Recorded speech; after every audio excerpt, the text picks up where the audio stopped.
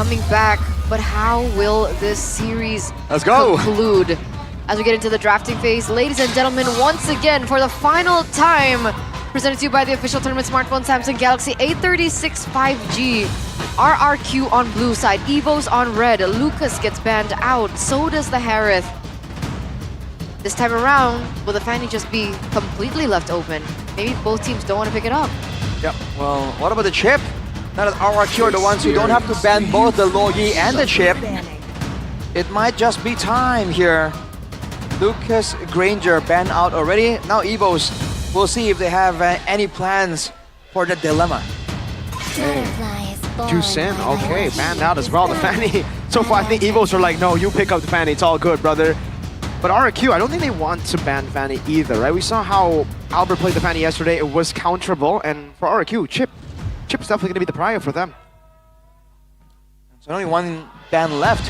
Even if the chip gets taken, the Lo Yi is there. With RRQ playing so macro heavy. Oh, never mind, wait a minute. Wait a minute. Okay. What's wrong? What's wrong? Interesting.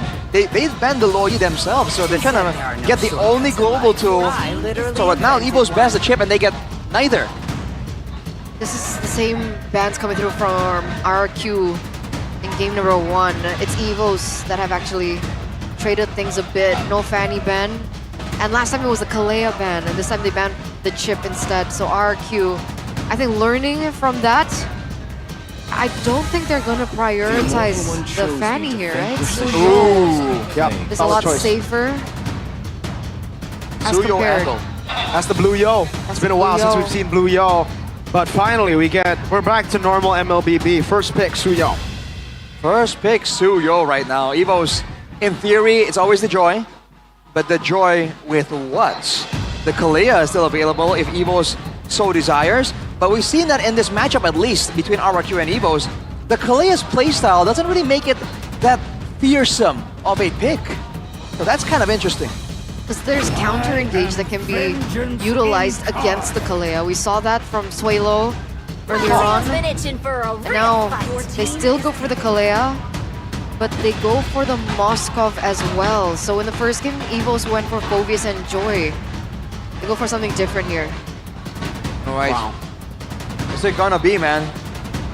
In theory, with their emphasis on the mid lane, I feel like something in the mid lane would make sense, but for RRQ, you know, Rins has been always locked down to just Trushin, Valentina, and Trushin, Valentina, Cecilian, I think. It's just usually those three that gets kind of like rotated between for Rins. Yeah. Oh man, I don't know. For Edok, I think... Does EVOS want to go for the Fanny still? They have a Moskov already picked up. They already go for Kalea. They do go for the Sicilian and the Gato at Kacha. So no goal lane in the first phase. It'll be the mid lane and a flex pick. Do EVOS go for Fanny is the question now. They've set up with a Kalea and a Moskov already. So there you go. I think don't go. Don't go for the Fanny? I think don't go for Fanny. Joy. Back to basics. We're not going to be seeing the Fanny, guys. Unfortunately, we haven't been seeing the best of Fannies here from Albert or from Hazel. So we're going to go back to their own picks.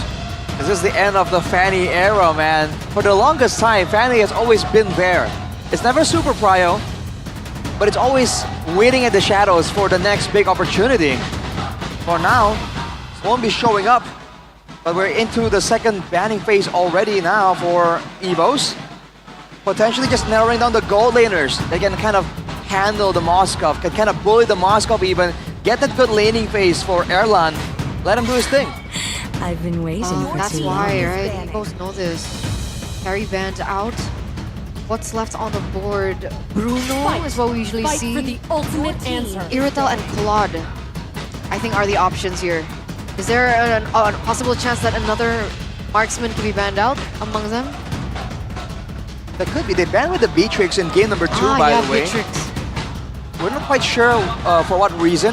In theory, it's for the wave clear, and it's also for the pickup potential, right? The fact that you can just ban its rage and get a safe and quick source of burst damage.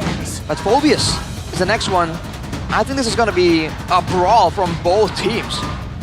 Because technically RRQ can still pick up that combo, right?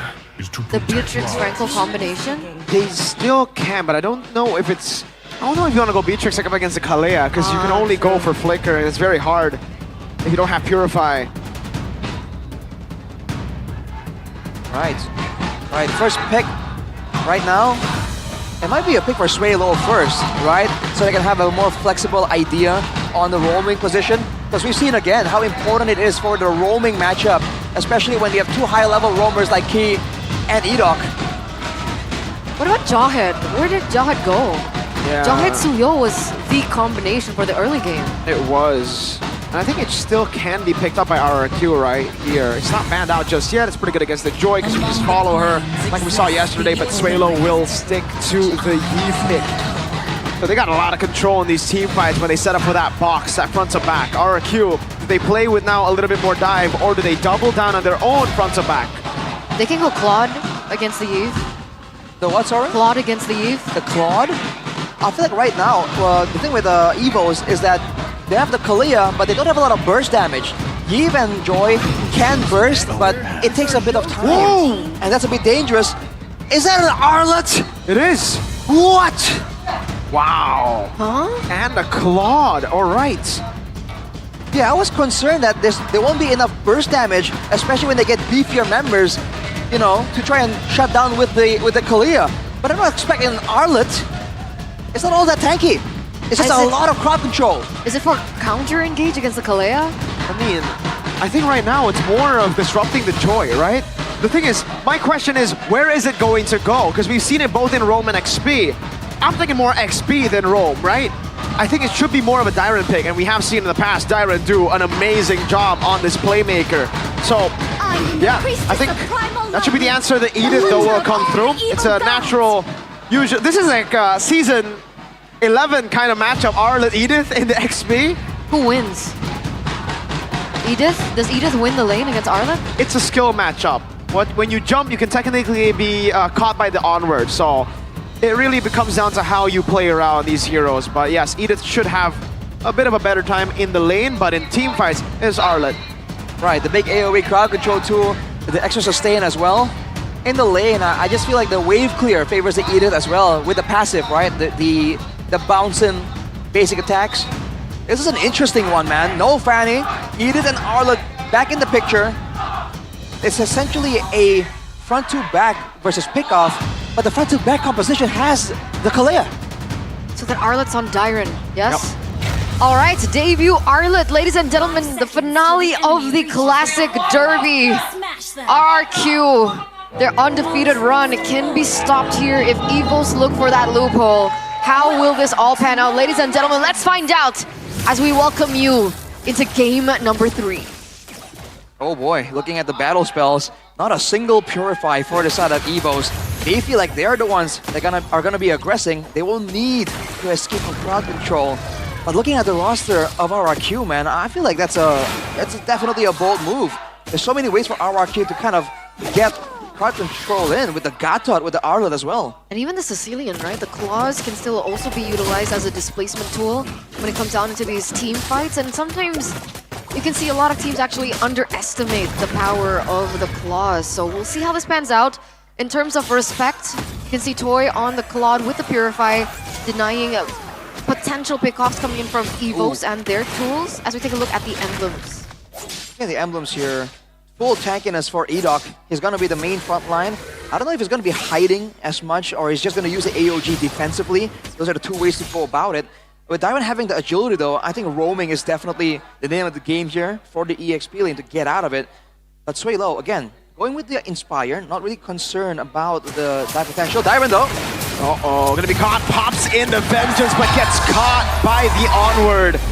There it is, the chain CC of EVOS. Uh-oh, looks like they're looking for more here. RRQ though, maybe looking for a little bit of a trade back. But unfortunately, they aren't going to be able to find it. So EVOS with the early lead. The chance had momentum here in the early stage of the game. Toy and Edelan 1v1. Some damage over, but no casualties as of yet. the laning is definitely a big part of this game right now. Rins and Suelo, I think Rins is having a tough time because Yves is so abusive in the early levels for sure. And even in the gold lane, Boy and Erlan going head-to-head right here. But EDOC is going to contest half HP only. As Revitalized, though, will be able to sustain out of this, but Key is doing the same. Good Sanguine Claws over. Albert with the electrifying beats. Already used up. That's Reggae! Flickering forward. Still Hazel wins out that retreat battle. Gets the Queller down and gets away from the onward as Diamond walks up. Final slash, bringing Reggae back into another Vengeance reset. He needs one more and Diamond gets one. That's another on Key. That's so many resets for Diamond and he gets the double. That first blood gets traded back with RRQ picking up 2 kills plus the neutral objective as well. On point coming through from Hazel. As we take a look at now, the audience prediction still heavily favoring RRQ, 71% to 29. I'm looking forward to see if this is going to be a precedent of like, damage dealing, aggressive EXP laners coming back into the meta. That's something we would love to see. But immediately look at RRQ. Once they have some kind of advantage, immediately to the jungle, to the river, find something on the side of EVOS. But Dyron now has to play so careful with the bush being on his side of the map. This is the unfairness of that lane. Albert takes advantage of it, goes for a steal. He's gonna run into Hazel though. Electrifying beats already used. Oh, Tsunami Slam locking him down now. Hazel, Blade Surge coming down. Oh, Key caught in the back spot, still able to jump in, getting the kill on Hazel. Vengeance on Key. He should be able to get it. Key's trying his best to run back and forth, but still it'll be a kill for Rins. 1-for-1 trade, Hazel for Key. Meanwhile, in the top lane, you do see that Toy is dishing out some damage onto Erlan, utilizing his ult. And we saw a funnel happen as well in the mid lane for Toy. But will that affect Rins and his power spike? It might just be the case. RRQ now, I think they would require Toy to do better, more so than Rins, because Rins is just a lot more vulnerable, and there's so many ways to dive. With the Dyron though, Utilizing the reset to clear this wave, to rotate over, but Reggie has done the same. Maybe a bit behind though if they're both rotating right now. Just route selection alone, right? Dyron's forced to respect the potential gank threat. That's why early ganks on the EXP lane is just so damaging to how you kind of imagine how the game's gonna go. But look at this now, everyone grouping together, big fight happening on the turtle pit. Both junglers are at the same level, but Hazel is the first one to it right now. Oh! Great read, Earth Shatter Flicker, red like a bet, 2-man final slash! Into the back now, Rins dealing damage, and Tsunami Slam blocking Hazel down, but he's still able to go on to the turtle! Soul Sever gets a buy one, get one special, as Key and the turtle falls. Erlan, Spear of Misery to put Hazel back towards the river. That's a 3-4-0 trade in favor of RRQ. Make it a 4 if they are going to be able to get this turret. Fear does not land for EVOS. This is RRQ now picking up the 1,500 gold lead though. Albert? Reset on the Vengeance final slash! Unable to get it though. Hazel in the back with the Blade Surge. Can he get the Queller in time? Albert on him now. Hazel, Soul Sever, but they have to concede that kill. Key. Oh, might be looking for it. Rins is gonna stay. Flickers out. Wow, almost basically a bait there from Key, playing it patient. But good respect from Rins. He knows that he gets targeted a lot, and he tends to overextend. But he won't be able to flicker for quite a bit right now. Only a 1.5k gold lead, despite the fact that RRQ has been quote-unquote winning a lot of these fights. EVOs are getting value from the moments outside of the big moments. So with that pattern that Shevin does not believe in, the longer the game goes, the more chances RRQ will have to kind of force EVOs to be where they want them to be. Obviously, with Rins still also farming 203 up until this point. In terms of item herd, he has 1 plus the Elegant Gem, the Glowing Wand. And as it gets to the 10th minute of the game, as it gets to the 15th minute of the game, those stacks are going to be all the difference when it comes down to these particular team fights. But in that previous turtle take, a huge highlight onto Hazel, right? Despite so much thrown at him, he was still able to get out and still have the ability to pick up that neutral objective, take that retry. He's juggling really well right now, and he actually has the highest amount of gold in the game, even when Toy has been taking all the gold funneled towards him. Hazel is ahead by about 50 gold, it's not a big deal. But look at Key already setting up, Dyron finds him. Whoa, flicker out from Key, he had to respect that. Alright, I thought the Tsunami Slam was used there, but it's not. So, no Final Slash. RRQ fighting without a big ultimate tool. Yeah, no Final Flash. There you go. That's a Tsunami Slam. Another lock. Tyron gets away with the vengeance, and it's a free turtle to RRQ. That's perfect turtle for RRQ now. And Toy finally picks up his first item, no, his second item of the game. He's one more away of the Marksman Trinity. Yeah, only the golden staff to go here. Look at Rins though. Wait a minute. 3 seconds on Flick, unable to escape out of the M. Blocking Tyron down. EDOC right there to provide Tyron with the necessary peel. Up top is an opportunity, but Hazel needs to be careful. That's a 2v1 up top. Erlan SOD not landing. Ooh, that was a close one. But now look at the response. EVOS rotating to the top side. Hazel is in the area, but he can't do anything. The fact that Rins was so far out there, by the way, in the mid lane, that was definitely a bit of a surprise to see for us. Yeah, and he gets punished for it, right? 203 earlier on, taken down now, 213. Unfortunately, the Flicker didn't come in time. But what they can utilize is the fact that Hazel was not disrupted in the fact that he was able to get the purple buff. As we take a look at the items. There's a Holy Crystal almost completed for Albert, so magic defense is in order. There you go. Dyron has it. Dyron has Radiant Armor right now, so he can kind of survive longer. It's a great pick against the Eve as well, the repeated sources of damage. For now though, I think RRQ, it's a matter of who engages first. Super safe. Even with Albert jumping back and forth, he's super safe. There's no kill threat here, because when you're on a Gatot, it's kind of like a reactive pick, right? You have to jump in for the taunt to get you, or he has to wait in the bush. We have a second. Nice bait. Game fact by GoPay. This marks Arla's debut in MPL ID Season 15 after last being used by Luke. BTR winning against Geek. Alright, it's been a while since we've seen Arla. It's a bit too long almost. The Lord is up right now. Pirate's gonna fall on the bottom side though. EVOS definitely has pressure, but Key has no flicker. Let's see what RRQ can do with the situation with Erlan splitting. RRQ are looking to just come in onto this Final Slash and the flicker combo now over to Reggie. Only Reggie. The taunt comes down, but Reggie still has the Primal Wrath. Now an engage for Albert with Electrifying Beats and Erlan in the back as well. Now Key in the midst of it all, jumping in, trying to sustain, but will be taken down. Erlan Spear of Misery not landing. Reggie! One shot taking Dyron down. EDOC able to escape. Hazel in the bush. Spear of Misery not landing as Rins is able to flicker out of that wall. Erlan is still very healthy right now, and meanwhile for the side of RRQ, a lot of the members have been taken very low. And Hazel cannot risk a steal.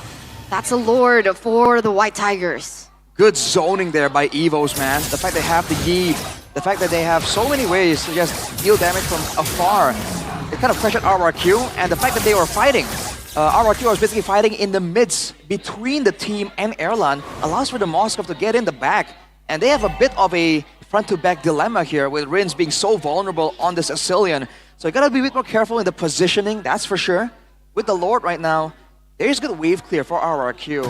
I think they should be able to clear it, but EVOS can try and at least crack one of the base turrets if they can find a big moment. And you know Key is waiting for it. For sure, for sure. But, you know, RRQ have tools to counter the engage themselves, right? They still have EDOC. This time Dyron also still has his kit alive and healthy. The Lord gets chunked to half.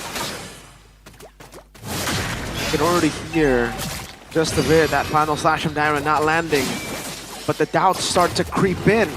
Tsunami Slam, binding Rins, SOD! Real manipulation from Swaylo! Locks them all down! Toy able to jump back to the BMI, but you cannot say that about Dyron, Rins, and EDOC! RRQ have been undefeated throughout Season 15, but the White Tigers, they don't like that, they want to change it! They lost yesterday against number 7 on the standings, but this is the EVOS that woke up today. This is the EVOS RRQ unfortunately have to face today. And it looks like their inhibitor turrets are still standing for the moment, but EVOS mean business. 2,700 gold lead, all the rest of the turrets are taken down. It only takes just a little bit more for those inhibitor turrets to fall. Got the replay there. There's an official tournament smartphone. The engage right there onto Rins of all people. They should have known better almost, but without a frontliner to check. I feel like right now, EVOS is kind of put in a tough spot because he has to frontline, but he also has to kind of make plays happen, and he's finding it difficult to do both. RRQ again losing on in the scouting because Key has so much more space to wait around to kind of surprise RRQ. And RRQ just are unable to punish, and that's partially due to the mobility issues. The fact that they have a EVOS, they're kind of slowing down RRQ while still outputting that damage. That's the game they want to play, just kite back again and again. And they have so many ways to do so. With the Earth Shatter, with the Void Crystals, with the Spear of Misery as well. So many ways for them to just deny RRQ any kind of fight when they are the ones that desperately need it. Yeah, that's been the main problem that we've seen, right? Them being kind of caught in the box as well from the real-world manipulation. I'm wondering if things can change once Toy gets to a moment in the game where he can withstand the damage and as well as output the damage. Because in terms of damage output, he's already reached the Marksman Trinity. Wait a second, that's a concealed play. EDOC looks for a moment. Just poke. That piece, bad impact. Reggie taking low, a quarter down. Now RRQ. Do they pull the trigger on this Lord? Does that warrant a recall? He doesn't.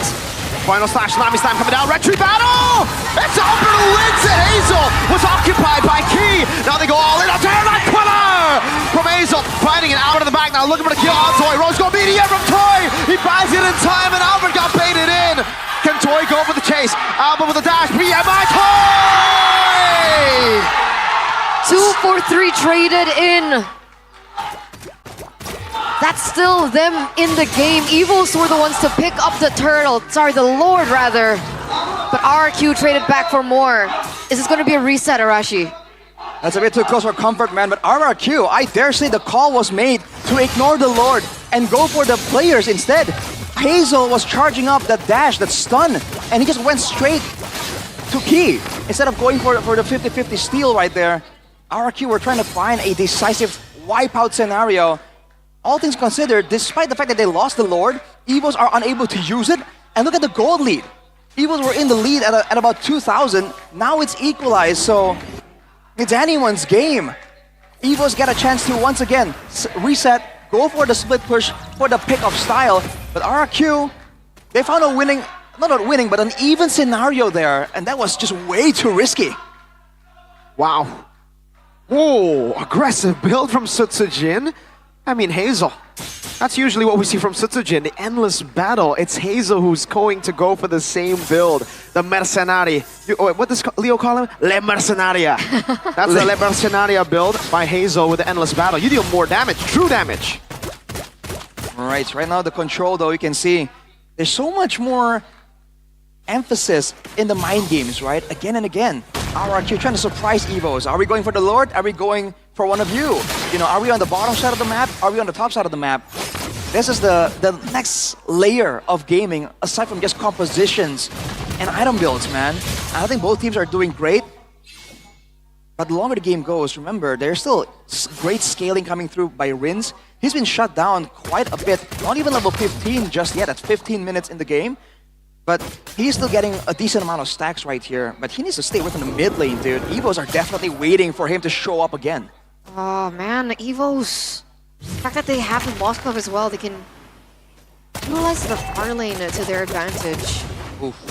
It's not as, you know, I mean technically with Toy, Blood can also find a similar thing. As a concealed play already utilized by RRQ. EVOS back away, they play it safe.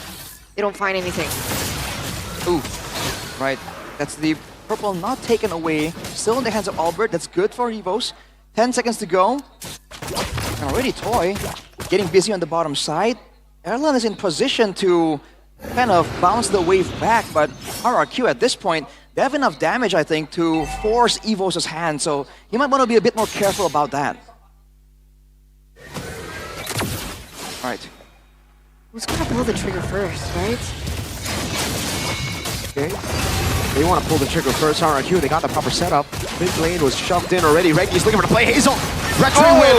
Tsunami Slam, locking Edok down, but it's only just Edok. Reggie jumps in with an Earth Shatter now into the back, and that's also into the Airline, walking up Hazel with the assassination on Airline, buys the Immortality and the Winner Crown by so much time, but in the back, Toy has to recall. Hazel buys the Rose Gold Meteor and goes to the purple buff, sustaining away, but he will be taken down.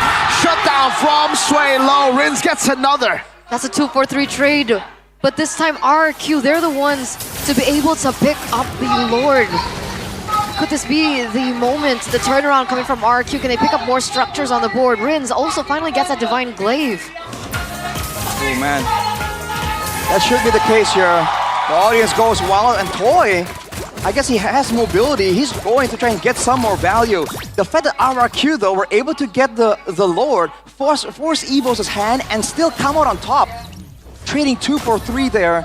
I think that's a very concerning sign for EVOS. Something isn't really working in their favor in that previous fight. And as the game goes on, like you mentioned, Eterna, Rins has picked up the Divine Glaive. Now, aside from the full build Claude that's trading everyone in your team as they dive in, there's also going to be Rins that's going to be doing so much more damage. It's the poke that RRQ can utilize as we get into the neutral objective takes. Technically, I mean, Swalo does have poke too, but that spammability nature of Rins, they don't commit over it. That could have been bad. Yeah, the teammates from Key weren't really in position there, but RRQ wouldn't know that. All right, that's part of the mind game here. That's one more cover down, and He flickered. huh. Alrighty.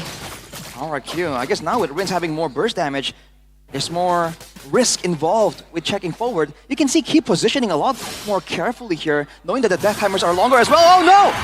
Taunt, AOG, no! Purify on Airlan! Edok slays him, and now RRQ have one less member to deal with. And it's Erlan, of all members from the White Tigers, the one man you'd want to protect in the 18th, 19th minute of the game. Such bad timing, Erlan. No, RRQ now have all the space that they need. With the lack of damage coming from EVOS, they're going to be able to pick up these turrets even without the Lord take. It's a Kumar moment right there, opening up a push. Key. That should be a base turret take, and look at how Tyron is zoning them. No, they don't want to go in. It's too risky. So they get just a few hits on it, and that's it. They don't take this buff either? Interesting. Toy is going for it. Like you mentioned, Mirko, it's a bit too risky. They know that they're close to the base. They won't have the base turret down just yet, but they do have the setup advantage. You can see the rest of the team still visible by EVOS on the top side. Rins with a... Is it high or is it just decent at this point? It's pretty high, 274 stacks. I think we've seen higher, but look at this, immediately RRQ again forcing EVOS' hand. They're not ready this time. Reggie spots it, but is it too late? Look at the positioning of the EVOS members. Final slash over Reggie with the real revelation, locking Edok down. Diamond going to be locked very low, or Shatter. Onto him, Keep getting the Tsunami Slam on him. That's going to be Diamond falling. Winter Crown already from the side. Rins able to seal. Have it Erlan! Dives in, gets taunted. Toy gets another. Reggie losing immortality. Hazel still there with Toy to save the day, but Erlan, he got taunted again before. He did, but he was still able to push in that top tier turret, so that inhibitor turret still falls in favor of EVOS. And the fact that they've been able to reset this entire scenario as well, it's just a complete reset, but with EVOS picking up an inhibitor turret. Oh boy, that was a bit too close, man. Again, RRQ, they were trying to go for a play 1v1. No way. He wants that revenge. Albert wants that revenge. He's not gonna give it. I think the Lord might be taken right now. There's no choice. Hazel's trying to make a play. This is risky. Toy jumps in with a blazing duet. Immortality bot, Hazel, Blade Surge charging. RWM, he gets away from it. Look at the Lord. It should be going to Albert. There should be no way to steal. Hazel walks up, no way. No way! Oh my goodness, Albert still able to get it. Hazel, a mistake from him. Soul Sever, no! He gets out. Oh, so close. We're down to just the nanometers at this point. So close, almost a steal coming in, almost a blunder as well coming from Hazel. But in the end, he gets out alive, and in the end, the White Tigers are the ones to be able to push in with this Lord. 21 minutes, no inhibitor turrets to stave off that pressure. Will this be the final push that EVOS need to seal the deal? somehow it doesn't seem all that guaranteed still, but EVOS are definitely looking for a key. Jumps in. EDOC still able to stay out of that range. They have a Sicilian. They can clear it out. Mid lane, coming down in the mid lane. Oh, Tsunami Slam. Locking him down. EDOC still has... three-man! Final stack from Tyron! Now it's Toy the Blazing New Ember. Reggie's on the Primal Wrath. The Lord is on the base. Albert walking up to find Beach Prince. Vice Immortality in time as the mid lane will definitely be taken out. Toy! With a BMI wins! Flicker forward! Bad impact key! Able to space away. Can he run? No, he cannot! A 1-4-3 trade. They have been able to defend. Albert alone. Immortality bot and the glowing wand proc. He has to time this perfectly. Tangling clouds from Renz. 4 members down. RRQ are going straight for that end angle. That's it, right? Reggie left alone in his base. I don't think he's going to be able to defend this damage. The undefeated run coming from RRQ. It still stands. Primal Wrath, Toy on the base. 7 seconds for airline. Raise your banners! Despite the early game, despite EVOS taking them to deep waters, the Kings prevail. And the Kings still come out on top. Losing a game here and there, but in the end of the day, at the end of the day, no team has been able to touch them. No team has been able to take what was truly theirs to start with, their throne. Way too close for comfort, man. For both teams. Multiple times we were certain that the game was done right there, right now, but the individual outplays, the team mind games, they have to pull out all the stops. This is exactly why the Classic Derby is what it is. Look at the Kingdom rejoice in the victory of their kings. I'm pretty sure they were also at the edge of their seats. It was so close. Despite how clean RRQ have been able to perform so far, we finally saw a sweat drip from their heads today in the hands of their long-time rivals, EVOS. With Albert performing like that, with Reggie, Swalo. What a classic derby. That's how you end the Classic Derby, man. 1-1 to the end, and then came down to these micro battles. Erlan, unfortunately, could not hold his own. Toyed with him. So let's talk to the Kings of Kings right now. Let's throw it over to the stage, ladies and gentlemen, to talk to our victors.